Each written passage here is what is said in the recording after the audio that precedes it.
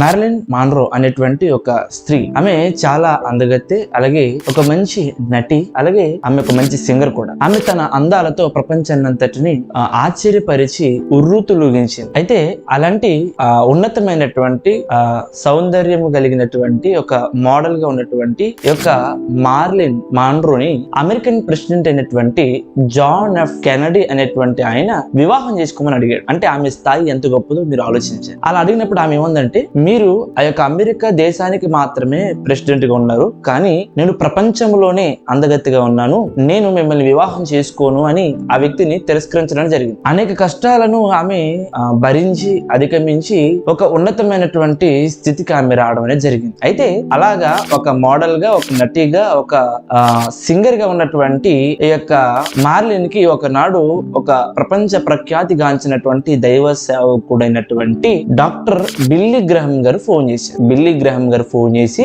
ఏమండి, మీతో మీ జీవితం కోసం దేవుడు కొన్ని విషయాలు మీకు చెప్పమని నాకు చెప్పాడు అన్నప్పుడు ఆ యొక్క బిల్లీ గ్రహం గారితో ఈ యొక్క మార్లిన్ ఏమందంటే, ఈ యొక్క ప్రపంచ అందగత్తకు ఆ దేవుని కోసం తెలుసుకుని దేవుని కోసం వినంత ఖాళీ లేదని ఆ యొక్క బిల్లీ గ్రహం గారితో చెప్పడం అనేది జరిగింది ఆ ఫోన్ కాల్. అయితే తర్వాత బహు కొద్ది కాలానికి, అనగా 1963వ సంవత్సరము 4వ తేదీన అర్ధరాత్రి ఆమె 11:30 ఆమె ఆత్మహత్య చేసుకుని చనిపోయినట్లుగా పోలీసులు నిర్ధారించారు. దీన్ని బట్టి మనకు అర్థం కావాల్సిన విషయం ఏంటంటే, జీవితం అనేది చాలా అల్పమైనది. రేపు మారదాం, ఎల్లుండ మారదాం అని అనుకోవద్దు. దైవ సేవకులు వాక్యాన్ని బోధిస్తున్నప్పుడు మారదాంలే, ఎవరైనా సువార్త బోధిస్తున్నప్పుడు మారదాంలే అని అనుకోకండి. ఎందుకంటే మీరు మారేంత వరకు మీకు ఆయుష్ ఉండొచ్చు, ఉండకపోవచ్చు, ఆరోగ్యం ఉండొచ్చు, ఉండకపోవచ్చు. అందుకే వాక్యం ఏం సెలవిస్తుందంటే, 2వ కొరింథీయులకు రాసిన పత్రిక 6వ అధ్యాయం 3వ వచనంలో, ఇప్పుడే మిక్కిలి అనుకూలమైన సమయము, ఇదిగో ఇదే రక్షణ దినము.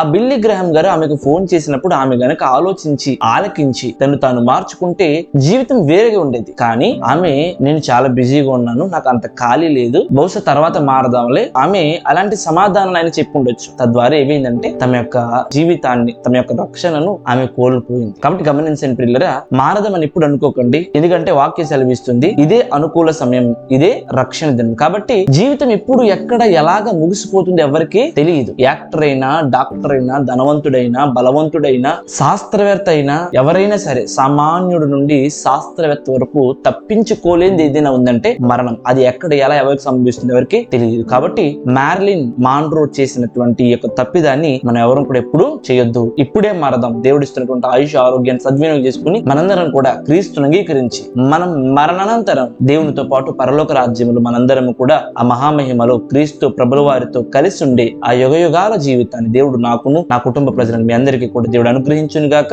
ఇంకా ఎవరైనా రక్షింపబడిన వారు ఉంటే త్వరగా రక్షింపబడండి. ఎవరైనా ఇంకా బాప్తిస్మం తీసుకునే వారు ఉంటే త్వరగా తీసుకోండి. ఎందుకంటే ఈ రోజుల్లో ఏ మనిషి ఎక్కడ ఏ విధంగా ఎలా మరణిస్తున్నాడో ఎవరికి తెలియనటువంటి పరిస్థితులు. యూత్ ఫర్ జీసస్ క్రైస్ట్ అనే మా యూట్యూబ్ ఛానల్ను లైక్ చేయండి, షేర్ చేయండి, సబ్స్క్రైబ్ చేయండి.